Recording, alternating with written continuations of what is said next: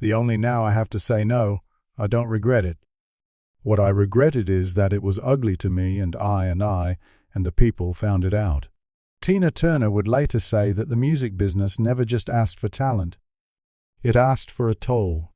And according to long-circulating rumors, spiritual beliefs and hushed testimonies within that world, that toll was sometimes taken from the children. Not on a public altar. Not in some filmed ceremony. But through loss, silence, addiction, and devastation. In this case, we examine 7 women in music whose daughters and children suffered catastrophic fates, deaths, overdoses, disappearances, and lifelong damage.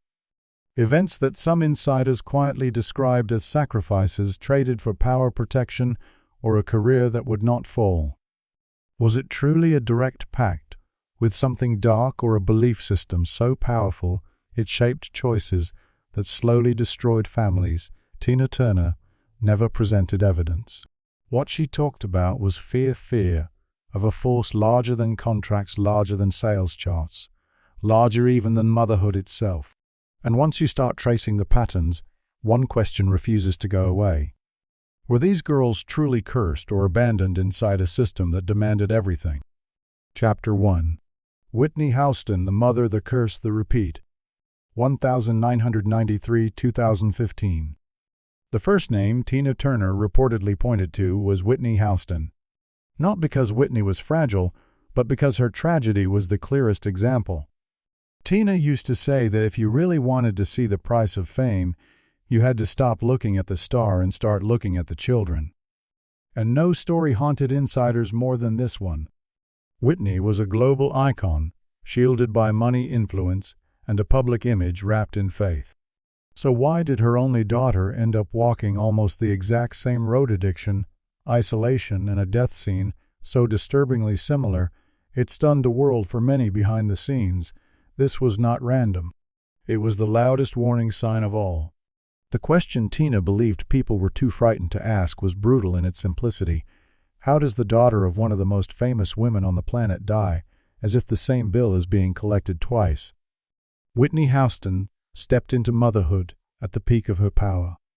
And according to many who observed closely, this was also the beginning of a long unraveling that her daughter would one day echo. On March 4, 1993, Whitney gave birth to Bobby Christina Brown. To the outside world it looked like a fairy tale chapter added to a legendary life: Grammy nights, red carpets, and a beautiful family. But behind the scenes, people in gospel and soul circles sensed something else settling in, something off balance that would only grow heavier with time. Throughout the 1990s and early 2000s, Whitney's marriage to Bobby Brown grew increasingly poisonous. Police reports, interviews, and Whitney's own later words described a cycle of violence, emotional chaos, and deepening drug abuse. Fame shielded her image, but it also locked her inside it. Bobby Christina grew up surrounded by wealth and fame, yes, but also by addiction, instability, and adults too wounded to fully protect a child. In church basements and among longtime soul veterans, the whispers started early. This family is cursed, not as a medical diagnosis, but as a spiritual explanation for a life spinning out of control. As the years went on, those whispers got louder. Whitney's addiction worsened. Tours fell apart. Comebacks stumbled. According to people close to the family, Bobby Christina shifted from being simply a daughter to a witness watching her mother fall under pressures she could neither understand nor escape. This is where the most disturbing rumor entered record: that Whitney consciously or unconsciously had paid a price for fame that her child would ultimately carry. Not through a ritual knife or a literal altar, but through neglect born from chaos, what some described as a spiritual sacrifice by omission. On February 11, 2012, the story reached its first breaking point. Whitney Houston was found dead in a bathtub at the Beverly Hilton Hotel. The official report listed accidental drowning with heart disease and cocaine use as contributing factors. The world went into mourning. Tributes filled the airwaves. But among gospel elders and soul insiders, grief mixed with a familiar dread. Many quietly insisted the pattern was not finished. The curse doesn't stop with the mother, some warned. 3 years later, fear became reality. On January 31, 2015, Bobby Christina Brown, just 21 years old, was discovered unconscious in a bathtub, in an image that echoed her mother's final moments, so closely it electrified the entire industry. The city was different. The details were not identical. But the tableau, a young woman in a bathtub unresponsive, was similar enough to feel like a replay. After months, in a medically induced coma, Bobby Christina died on July 26, 2015. For many observers, coincidence no longer felt like a satisfying explanation. In spiritual and gospel communities, the language around Whitney Houston's rise turned hard and unforgiving. What had once been called tragedy was now described as repetition, not random loss, but a pattern, not misfortune, but a debt coming due in stages. According to long-standing rumors, Whitney's meteoric ascent in the mid-1980s was viewed by some as too fast, too complete, too flawless, to come without unseen consequences. The most controversial idea centered on a so-called contract, not a piece of paper, but a spiritual agreement whispered about in church back rooms and among veteran musicians. The rumor said that Whitney, under brutal pressure to deliver a career-defining hit and lock in her place in history, was surrounded by advisors who believed in symbolic covenants. Prayers fused with ritual language. Success framed not as something simply earned, but something that had to be claimed, sealed, and guarded. There is no documented proof. No ritual was ever recorded. Believers, however, pointed to the way Whitney sometimes spoke in interviews, her talk of destiny, calling in forces larger than herself, as proof that she felt bound to something she could not control.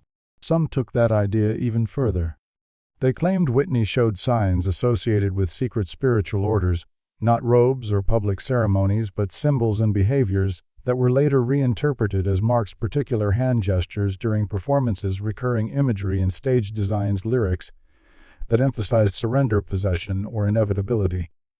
In hindsight, believers read these as coded acknowledgments, not to Satan by name, but to what they called a dark authority.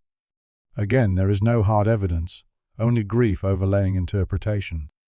Within this belief system, Bobby Christina was never viewed as deliberately sacrificed. Instead, she was seen as collateral, the unintended cost of a bargain Whitney herself may never have fully grasped. Raised inside addiction, isolation, and non-stop exposure to excess, Bobby Christina grew up without the protection that fame pretends to offer. According to this interpretation, Whitney did not give her daughter away. She lost her slowly to the same forces that demanded her voice, her body, and finally her peace of mind. Those who use the language of sacrifice in Whitney's story often redefine the word. They are not talking about blood rituals. They are talking about exchange, fame instead of stability, legacy instead of protection, immortality instead of a secure bloodline. In that reading, Bobby Christina's death becomes the final payment, a repetition so exact it unsettled even skeptics. Whitney could not shield her, believers argue, because Whitney herself was trapped. Trapped in addiction, trapped under expectation, trapped inside an identity built on a flawless image that no human being could maintain. Whether one calls it a curse, a contract, or a catastrophic system failure, the conclusion inside those circles is the same: something was taken that could never be restored. There is no written confession, no signed document, no verifiable ritual, only belief and the chilling symmetry of a mother and daughter dying the same way, as if the ending had been scripted long before either of them understood the price. The idea of a family curse survives not because it explains the medical fact, but because it explains the emotional reality that people watched unfold: a cycle of addiction, a mirrored death, a daughter who followed her mother, not only in love and devotion, but into the same final scene. For those who believe in spiritual cause and effect, the conclusion feels inescapable. Something was taken. Something had to be repaid. Whitney Houston never publicly claimed to have sacrificed her child. She never admitted to any pact with the darkness. What remains is a pattern so precise that it continues to disturb anyone who looks too closely. And for many, that pattern alone is enough to believe that fame once obtained doesn't always loosen its grip. Sometimes it stretches forward and reaches for the next generation. Tina Turner Children Raised Inside Darkness, 1958–1978. After the tragedy of Whitney Houston and her daughter Tina Turner, admitted that the story did not end there. With visible heaviness, she acknowledged that her own life belonged on that same list. Tina did not speak as a judge. She spoke as someone who barely escaped. She said that, before she could recognize the pattern in other women, she had to confront it in her own home first. Her children did not lose their lives, but they lost something else just as permanent: their childhood. They were raised inside fear, violence, and a kind of emotional darkness that no child should ever be trained to accept as normal. Tina called it another kind of death, the kind that doesn't show up in headlines, but carves scars all the same. That realization, she said, was what finally broke her. Because once you see your own children listed among the casualties of your success, you stop asking who is guilty and start asking why this machine keeps taking from the innocent. The first scream Tina Turner learned to endure did not rise from a cheering audience. It rose from inside her own walls. Long before the world knew her as a symbol of power and survival, she was already a young mother trapped inside a relationship that many insiders later described as dark, controlling, and spiritually poisoned. According to people who lived close to that story, motherhood did not shield Tina from violence. It tied her tighter to it. Between 1958 and 1960, Tina became pregnant and then married Ike Turner, a man whose musical brilliance was matched by many accounts only by his cruelty.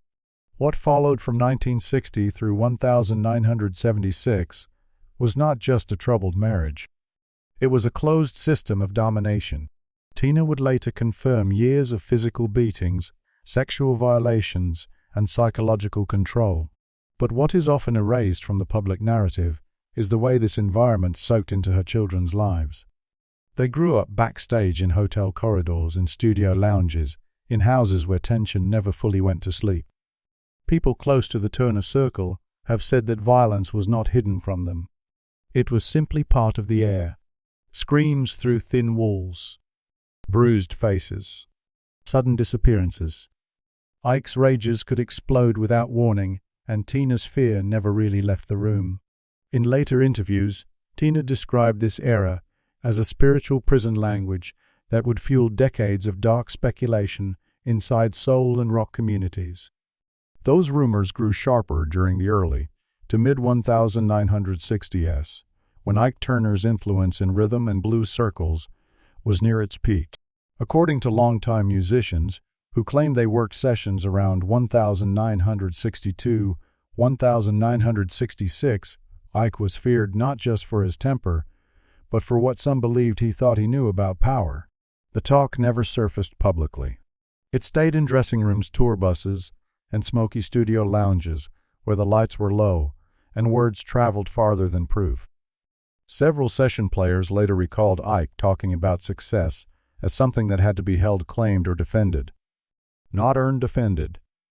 Insiders alleged that he rejected the idea that talent alone could keep a man on top, insisting that momentum needed to be guarded from invisible threats. Again, there is no documented evidence of ritual activity, no recordings, no photographs. Only stories that drifted from musician to musician. But even the language made people uneasy. In 1964, one guitarist reportedly walked away from work near Ike after hearing him talk about rivals being cut off by forces they could not see. By 1966, 1968, as the Ike and Tina Turner Review exploded worldwide, the whispers intensified. Crew members later described Ike's obsessive control over private spaces, hotel rooms, rearranged lights, left burning all-night objects placed and replaced with strange precision. Some dismissed these habits as paranoia. Others quietly interpreted them as protective rites. The specific spiritual terms were not used in those days, but years later, members of the diaspora would reach back and apply their own language to what they believed Ike was trying to do, ward off loss. By 1969, when the revue reached new commercial heights, another rumor circulated among touring musicians that Ike believed fame attracted envy, and envy attracted harm. According to these accounts, he spoke of closing doors spiritually before shows. What that meant in detail was never clearly explained. No ritual was ever openly described. But belief alone was enough to shift behavior. Players became cautious. Some stopped making direct eye contact. Others avoided personal conversations altogether. The fear turned intimate in the early 1970s. Tina's injuries and disappearances grew harder to hide. Friends later claimed that Ike framed misfortune as consequence. Success, he suggested, required payment, and instability was simply part of that cost. In that telling, violence and control were not just personal failures. They were tools, distorted strategies to maintain dominance in a world Ike believed was governed by unseen struggles. Crucially, none of this has been proven. No former associate has brought forward concrete evidence of occult ceremonies. No memoir has documented specific rites behind closed doors. What does exist is a culture of belief powerful enough to shape silence and compliance. Musicians who feared Ike did not need proof. They needed distance. By 1976, when Tina finally fled with little more than her name, insiders said the atmosphere shifted. The aura of fear dissipated. The rumors began to thin, not because they had been disproven, but because the source they orbited was gone. Years later, when Tina described those years as a spiritual prison, believers retrofitted that phrase with darker meaning. They insisted the darkness was never about spells, but about control maintained through fear, and the idea that power flowed from a place no one could openly confront. Once again, there are no rituals on record, no firm facts beyond memories and testimony. But in an industry where belief routinely shapes behavior, even a rumor can harden into reality. And for many, that rumor defined the cost of standing too close to Ike Turner's power at its peak. Some insiders later claimed that Tina came to believe the success of the Ike and Tina Turner revue carried a spiritual price that seeped into her family. In that framework, the children were never deliberately targeted. They were collateral. Their pain was interpreted as the cost of surviving inside a machine that demanded submission, secrecy, and endurance. This is where the word sacrifice enters her story, not as blood spilled on an altar, but as years of endurance without escape. Tina stayed. The children stayed. The violence continued. To those who later retold this period in spiritual terms, the children paid with their innocence, so the star could remain standing. By the time Tina broke free in 1976, the damage was already settled into their lives. The children lived through it, but survival was the only victory. Childhood itself was gone.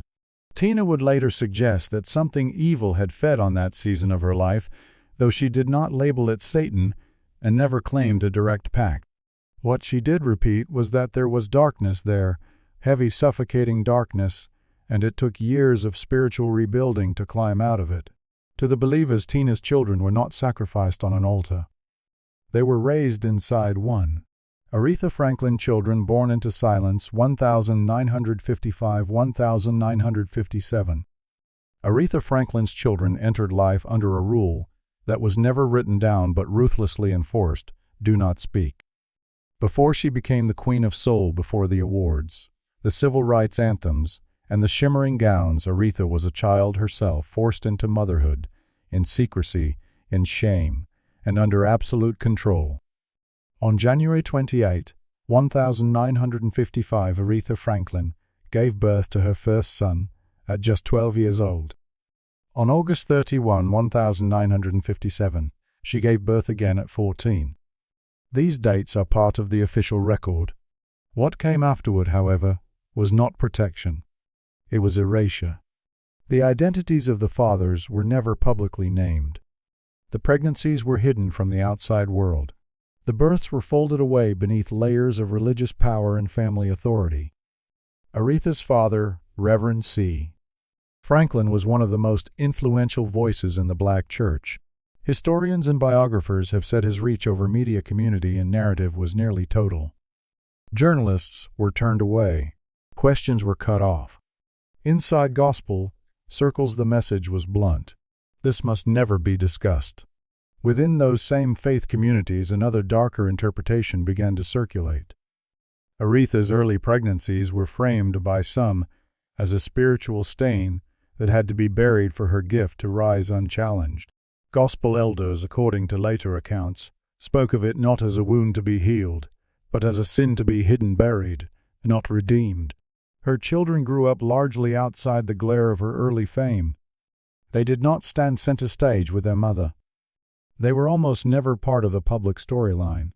According to people who later reflected on that period, Aretha was not permitted to be openly maternal in those years.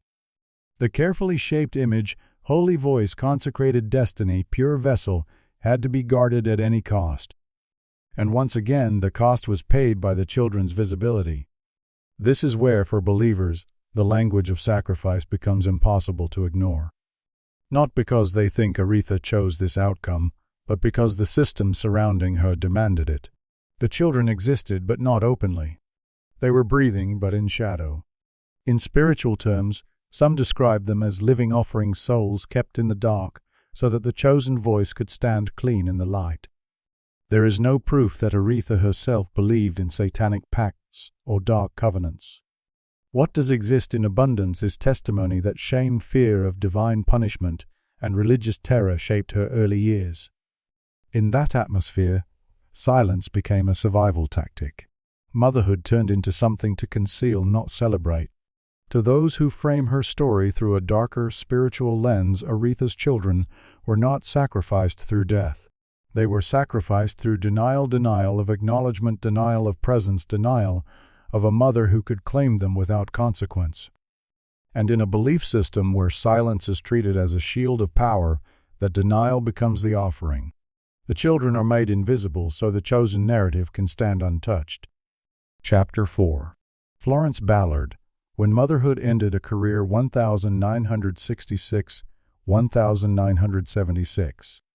Florence Ballard was the voice that never got to grow old. Before she became a whispered warning in Motown corridors, she was the emotional center of the Supremes, the rawest, most powerful voice in the trio. Then, almost without warning, she went from essential to expendable.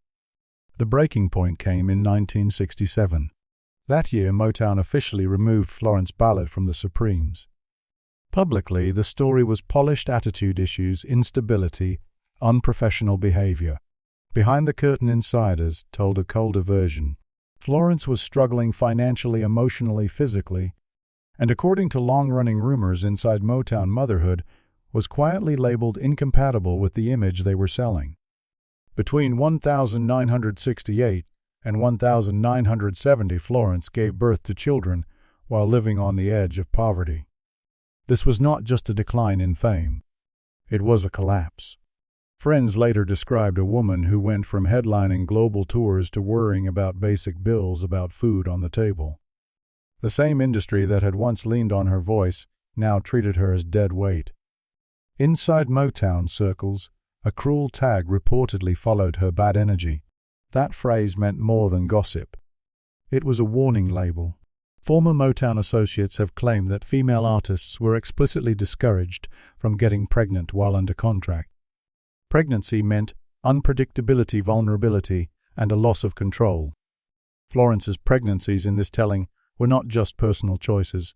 They were interpreted as proof that she could no longer be managed. In a system built on obedience and fantasy, having a child could be treated like a breach of contract. This is where the idea of sacrifice creeps in, not as a ritual performed in secret, but as punishment enforced in plain sight. Florence chose to be a mother. The system chose to erase her. By the early 1970, her mental health had deteriorated. Depression pressed down. Alcohol became a way to numb the edges. According to those who were close to her, Florence came to believe that motherhood had destroyed her value as an entertainer. Whether that belief was objectively true or not, it was devastatingly real to her. The calls never came to bring her back. There was no triumphant reunion, no late redemption arc to restore what had been taken.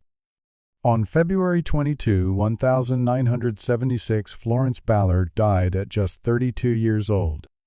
The official cause was heart disease complicated by alcohol.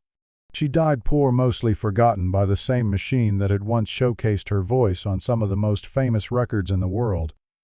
For those who read her life through a darker lens, Florence's story became a warning etched into Motown history. If you choose motherhood over the image, you will be punished. If you refuse or are unable to sacrifice your children to the myth being sold, the system will sacrifice your career instead. Among soul insiders, Florence took on symbolic weight. She was the woman who could not or would not sacrifice her children for a polished fantasy, and according to those who still whisper her name, the price for that decision was everything.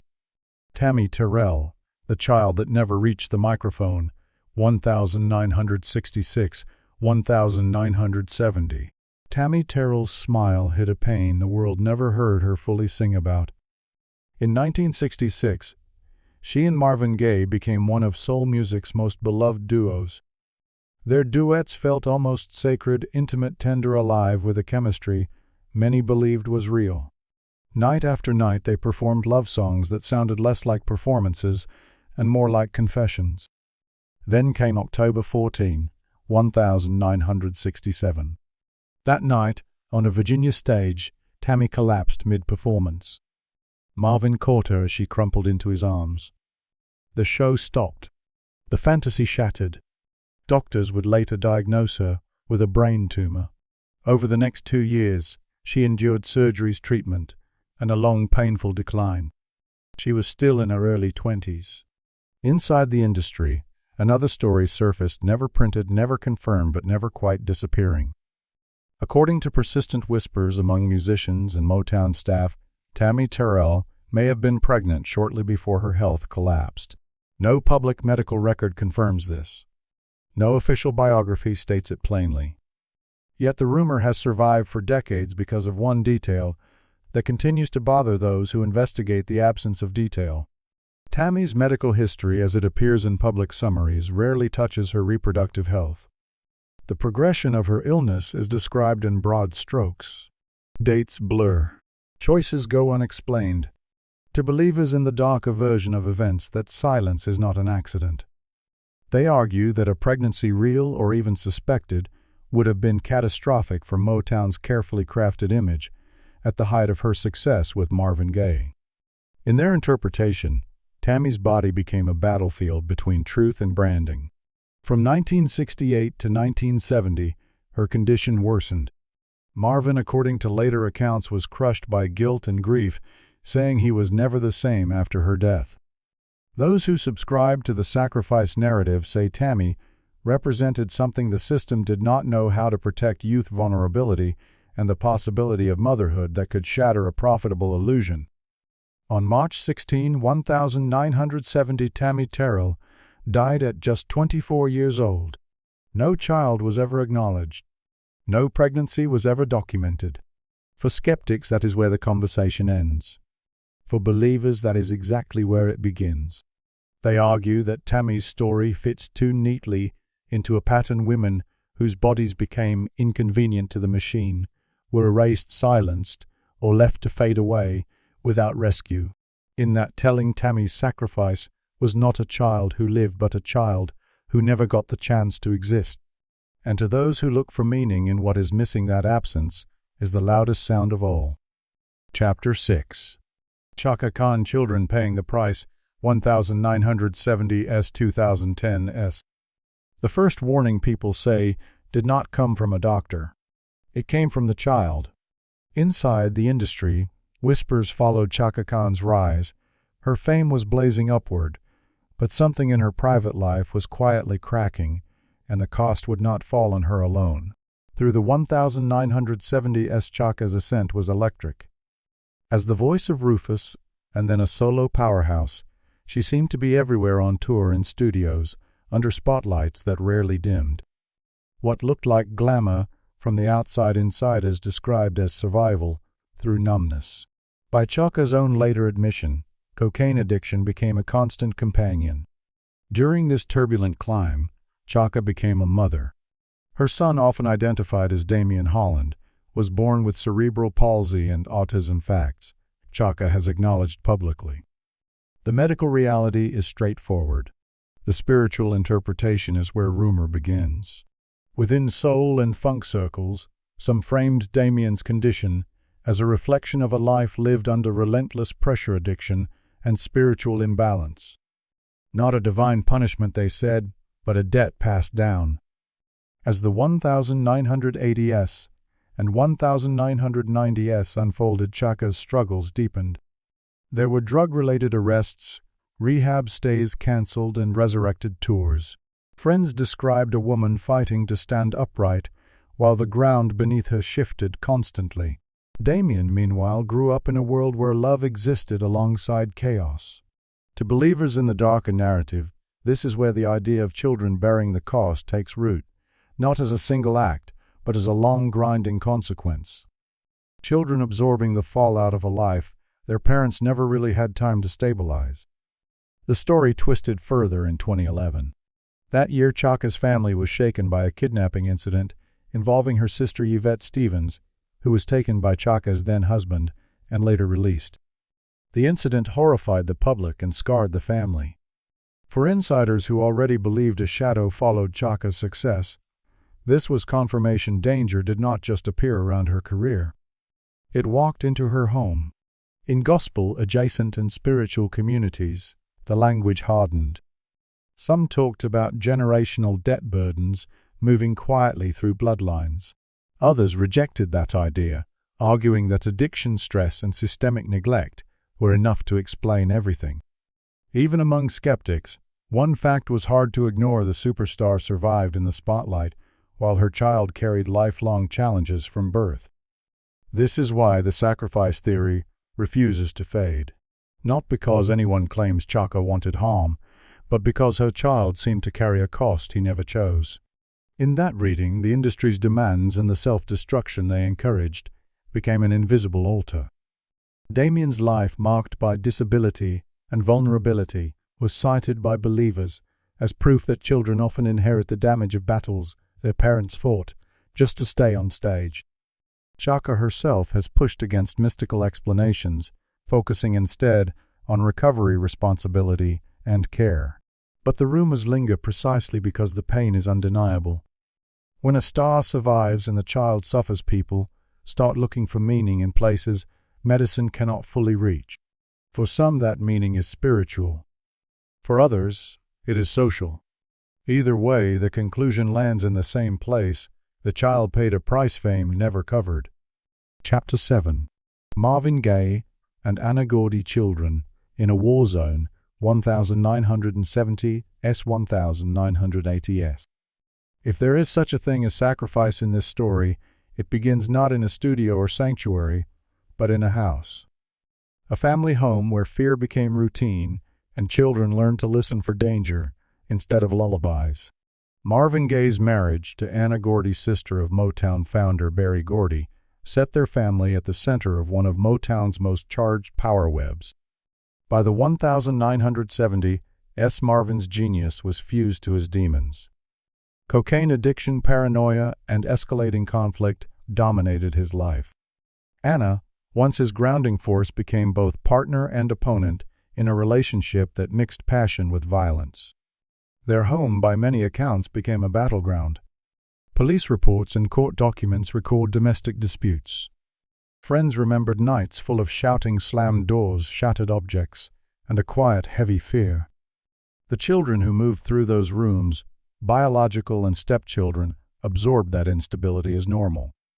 To believers in the darker interpretation, this is where the idea of children being sacrificed becomes painfully literal, not through ritual death, but through a slow surrender of safety. Childhood traded for survival in a house that never let anyone truly rest. Through the late 1970s, Marvin's finances imploded. Lawsuits piled up. Tax debts grew. The family fractured under pressure. His relationship with Anna turned bitter and legalistic, with custody and money twisted together in a knot that kept tightening. Children were present for arguments that no child should be near. According to people close to the family, safety became unpredictable. Adults were unstable. The only strategy that made sense for a child was to grow quiet, watchful, and small. By the early 1980s, Marvin slipped further into isolation. His paranoia sharpened. He spoke of being watched, hunted, targeted. Inside that house, children learned to move through silence, reading every shift in mood, disappearing when voices rose. In spiritual retellings, this era is described as children living inside a curse, not because anyone lit candles around them, but because violence had become the weather in their home. The story's cruelest twist came on April 1, 1984, when Marvin Gaye was shot and killed by his father, Marvin Gaye Sr., in the family home. The world was stunned.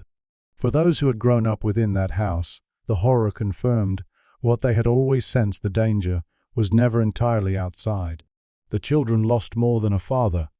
They lost the chance for their past to ever feel safe in memory. Believers in the sacrifice narrative argue that the children of Marvin and Anna paid with their sense of security, their innocence, their trust in the people meant to protect them. Fame magnified every conflict. Money sharpened every wound. Power locked everyone into roles they no longer knew how to escape. In that telling, the offering was not a single life on an altar, but an entire childhood spent in a war that no child started.